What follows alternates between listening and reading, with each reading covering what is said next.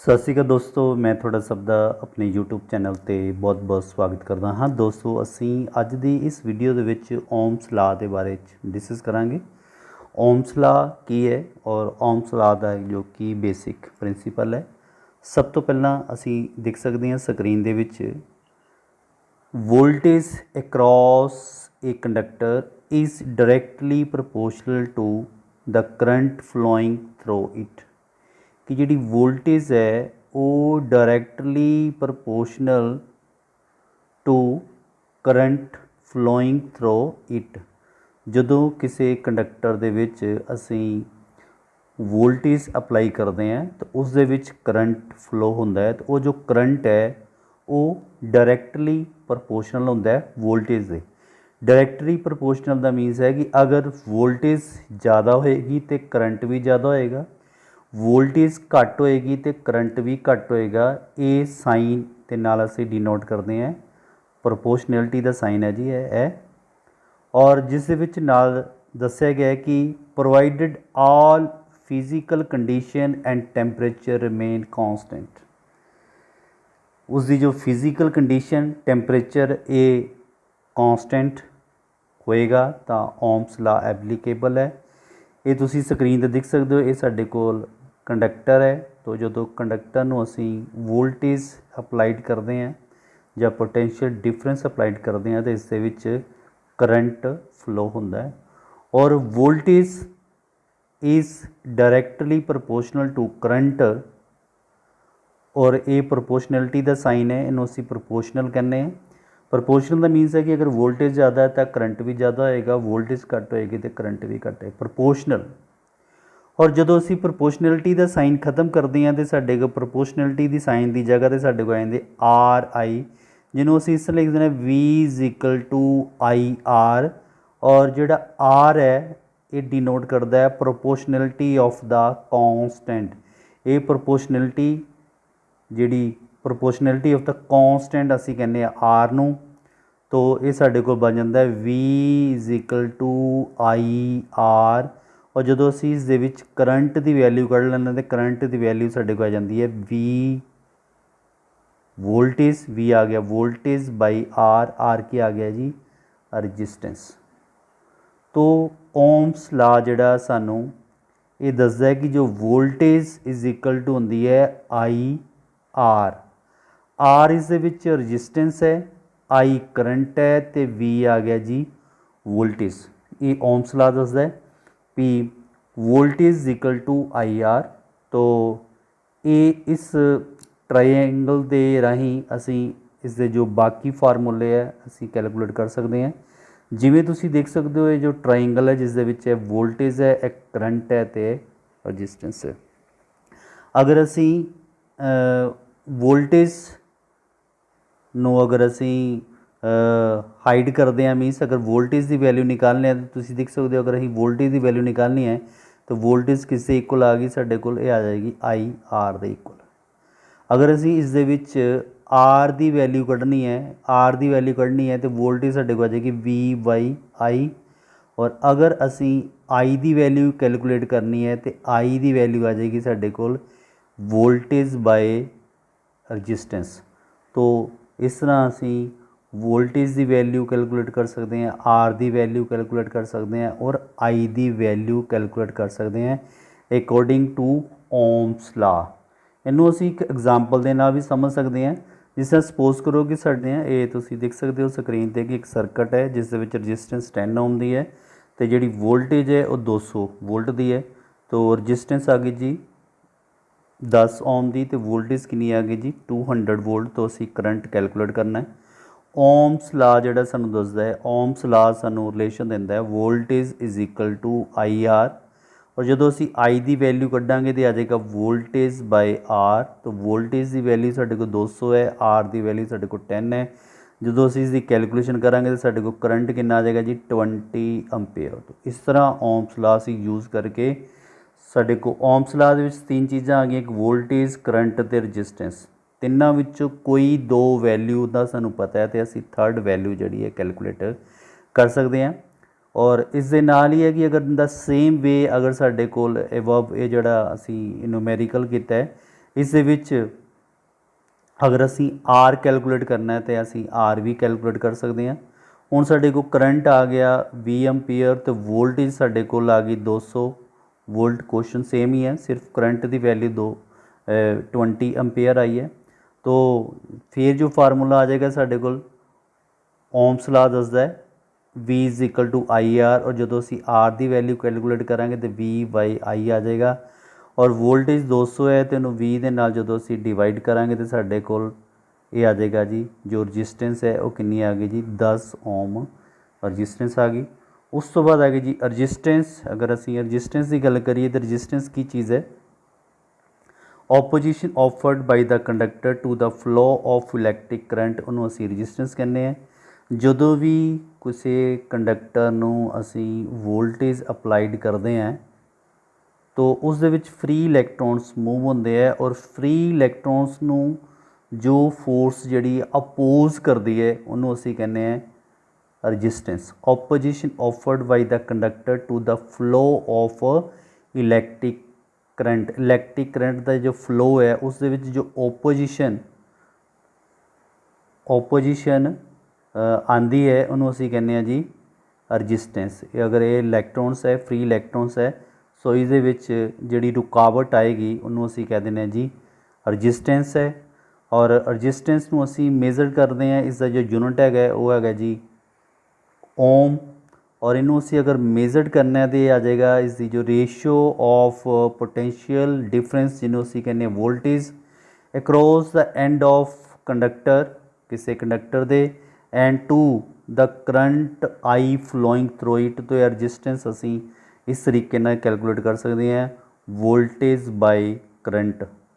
उस तो बाद है अगर सीरीज़ रजिस्टेंस की गल करते हैं तो सीरीज़ रजिस्टेंस की गल करते हैं जिस दे विच दो या दो तो वध जो दो रजिस्टेंस है असी ज्वाइंट करते हैं एंड टू एंड, और जिस दे विच जो करंट है वो सेम फ्लो होंदा है उन्होंने असी कहने हैं सीरीज़ रजिस्टेंस। फॉर एग्जाम्पल तुसीं देख सकते हो साडे कोल तीन रजिस्टेंस है, एक R1 एक R2 एक R3, and to and join किया है। और जो असी पोटेंशियल डिफरेंस वोल्टेज या प्रैशर असी अप्लाई करांगे तो इस जो करंट है वो सेम फ्लो होएगा।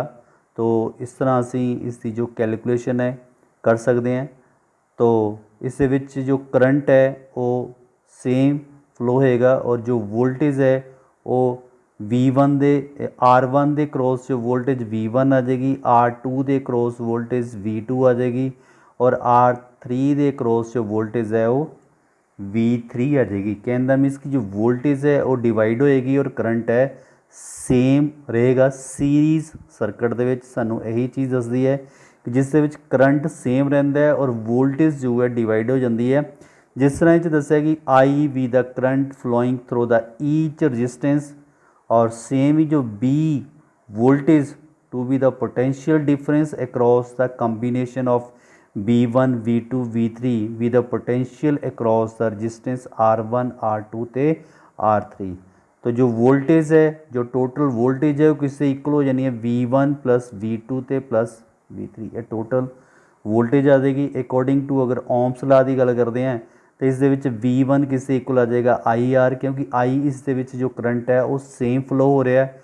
V2 दे विच सेम आ जाएगा IR2 ते V3 विच भी आ जाएगा IR3। इक्वेशन नंबर असी 3 नंबर दे दें। और RS नू असी टोटल रजिस्टेंस कह दें कंबाइंड रजिस्टेंस। तो ये साडे को चीज़ थर्ड इक्वेशन में की बनेगा voltage equal to IRS। RS नू देता टोटल रजिस्टेंस यानी कि R1 प्लस R2 ते R3। तो इस तरह जो असी इक्वेशन नंबर फर्स्ट तो सैकेंड तो वैल्यू कैलकुलेट करांगे तो वोल्टेज आ गया साडे को V1 प्लस V2 ते V3, और जो करंट है वोल्टेज जो असी ओम्स ला के अकॉर्डिंग जिसका IRS टोटल रजिस्टेंस आ जाएगा IRS, और V1 की आ गई IR1, V2 की आ गई IR2, V3 की आ गई IR3, और ये I जो कॉमन निकल जाएगा तो I दोनों तरफ जोड़ा कैंसल हो जाएगा। तो साढ़े को जो टोटल रजिस्टेंस है वो आ जानी साढ़े को R1 plus R2 plus R3। Mean series resistance तो असी ये कैलकुलेशन करते हैं कि सीरीज़ सर्किट के जिन्नी भी रजिस्टेंस सर्किट में लगी होंगी है उन्होंने सारिਆਂ ਦਾ ਅਸੀਂ सम करते हैं टोटल करते हैं। जिमें कि इत्थे आया साडे कोल कि टोटल रजिस्टेंस आ गई, तीन रजिस्टेंस की असीं गल कीती है R1 R2 प्लस R3, तीनों रजिस्टेंस ऐड हो जाएंगे। अगर साडे कोल सर्किट 5 6 7 जिन्नियां भी रजिस्टेंस होणगीਆਂ सीरीज़ विच कनैक्ट है उन्हां सारिਆਂ ਦਾ ਅਸੀਂ सम करांगे तो टोटल रजिस्टेंस आ जाएगी। और इस तरह एक साडे कोल सर्किट आ जांदा नाल रजिस्टेंस इन पैरलल दे विच। ਜਦੋਂ ਪੈਰਲਲ ਦੇ ਵਿੱਚ ਰਜਿਸਟੈਂਸ ਹੁੰਦੀ ਹੈ ਤਾਂ ਰਜਿਸਟੈਂਸ ਨੂੰ ਅਸੀਂ ਇਸ ਤਰ੍ਹਾਂ ਕਨੈਕਟ ਕਰਦੇ ਹਾਂ, ਜਿਸ ਦੇ ਵਿੱਚ ਵੀ ਜੋ ਰਜਿਸਟੈਂਸ ਹੈ ਉਹਨੂੰ ਅਸੀਂ ਪੈਰਲਲ ਵਿੱਚ ਉਸ ਕੇਸ ਵਿੱਚ ਕਹਿੰਦੇ ਹਾਂ ਜਿਸ ਦੇ ਵਿੱਚ ਵਨ ਐਂਡ, ਜਿਸ ਤਰ੍ਹਾਂ ਮੰਨ ਲਓ ਕਿ ਇੱਕ ਰਜਿਸਟੈਂਸ R1 ਹੈ, R2 ਹੈ ਅਤੇ R3 ਹੈ, ਇਹਨਾਂ ਦਾ ਵਨ ਐਂਡ ਅਸੀਂ A ਦੇ ਨਾਲ ਇੱਥੇ ਕਨੈਕਟ ਕਰ ਦਿੰਦੇ ਹਾਂ ਔਰ ਅਦਰ ਐਂਡ B 'ਤੇ ਕਨੈਕਟ ਕਰ ਦਿੰਦੇ ਹਾਂ ਇੱਕ ਕਾਮਨ ਪੁਆਇੰਟ ਬਣਾ ਕੇ। ਤੋ ਜਦੋਂ ਅਸੀਂ ਪੋਟੈਂਸ਼ੀਅਲ ਡਿਫਰੈਂਸ ਅਪਲਾਈ ਕਰਾਂਗੇ ਵੋਲਟੇਜ, तो इस केस में की होएगा जो करंट है I करंट है वो डिवाइड हो जाएगा I1 च, I2 च ते I3 विच। सीरीज़ और पैरलल विच यही डिफरेंस है कि जो सीरीज़ सर्किट विच की हुंदा है कि करंट जो है जो ब्रांच है वो सेम फ्लो करता है, लेकिन पैरलल सर्किट विच की हुंदा है जो करंट है वो डिवाइड हो जाता है। करंट जो टोटल I है वो किससे इक्वल आ जाता है I1 plus I2 plus I3। अगर होर भी सर्किट होएगा तो सारिਆਂ ਦਾ सम करांगे असी। तो अकॉर्डिंग टू ओम्स ला तो अगर असी करंट I टोटल करंट लैने हैं तो इसकी जो टोटल रजिस्टेंस RT कर लें तो आ जाएगा V/RT, यानी कि total resistance according to Ohm's law. इत्थे आ जाएगा voltage by R1 plus B/R2 plus B/R3। तो जो ये असी B कॉमन कैलकुलेट कर लाँगे तो V कैंसल हो जाएगा, साढ़े को जो टोटल रजिस्टेंस है वो आ जाएगी साढ़े को टोटल रजिस्टेंस साढ़े को आ जाएगी 1/RT टोटल रजिस्टेंस। तो इसका सम आ जाएगा पैरलल दे विच R1 plus 1/R2 plus 1/R3। इस तरह असी पैरलल दे विच जो रजिस्टेंस है कैलकुलेट कर सकते हैं। तो ये एक एग्जाम्पल राही भी तुसी समझ सकते हो कि अगर असी टोटल रजिस्टेंस कैलकुलेट करनी है तो सर्किट साढ़े को सीरीज़ दे विच है, तो सीरीज़ विच जिन्नी भी साढ़े को रजिस्टेंस है असी सारी रजिस्टेंस का सम करांगे तो साढ़े को टोटल रजिस्टेंस आ जाएगी।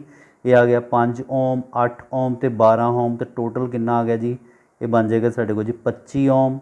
अगर साढ़े को सर्किट पैरलल दे विच है तो पैरलल विच आ जाएगा 6 ओम तो 12 ओम, साढ़े को दो रजिस्टेंस है R1 तो R2। और जो असी इसकी टोटल रजिस्टेंस कैलकुलेट करनी है तो आ जाता R/R1 plus R/R2 according to formula. इत्थे आ जाएगा 1/6 और 1/12। और जो असी सम करांगे तो 6 तो 12 का लघुत्तम लवांगे, 12 आ गया। तो 12 नूं फिर असी 6 नाल डिवाइड करांगे तो साढ़े को कितना आ जाना 2 आ जाना है। और 12 नूं 12 नाल डिवाइड किया तो 1 उपर भी 1 ही रहेगा। तो इसकी कैलकुलेशन आ जाएगी 3/12। तो इसनूं कैंसल करांगे तो कितना आ जाएगा 1/4। तो जो असी 1 टोटल रजिस्टेंस ये कितना आ जाएगा जी 1/4। जो इस क्रॉस मल्टीप्लाई करांगे तो RT की वैल्यू साढ़े को कितनी आ जाएगी 4 ओम। तो टोटल रजिस्टेंस पैरलल दे विच कितनी आ गई साढ़े को 4 ओम रजिस्टेंस है। तो सेम ही अगर साढ़े को रजिस्टेंस साढ़े को 3 है, R1 5 है, R2 4 है और R3 साढ़े को है जी 10। तो असी टोटल रजिस्टेंस कैलकुलेट करनी है, सेम ही फार्मूला फॉलो अप करोगे। Total resistance 1/RT total resistance 1/R1 ते प्लस 1/R2 ते प्लस 1/R3। तो इसकी असी वैल्यू पुट करांगे। उस तो बाद तुसी 5 4 ते 10 का लघुत्तम लवोगे, इसका लघुत्तम आना है B। और उपर असी जो कैलकुलेशन करांगे इनू डिवाइड करके तो आ जाएगा साढ़े को 4 + 5 + 2 और टोटल आ गया साढ़े को 11/B। तो जो असी RT की कैलकुलेशन करांगे तो यह आ जाएगा साढ़े को 20/11। तो 20/11 जो असी डिवाइड करांगे 1.81 समथिंग इसका जो रजिस्टेंस है वो कैलकुलेट हो जाएगी। तो इस सिस्टम के नाल तुसी सीरीज़ और पैरलल सर्किट के विच जो रजिस्टेंस है कैलकुलेट कर सकते हो। तो इस वीडियो का जो नैक्सट पार्ट है असी अगली वीडियो विच डिस्कस करांगे। धन्यवाद, जय हिंद।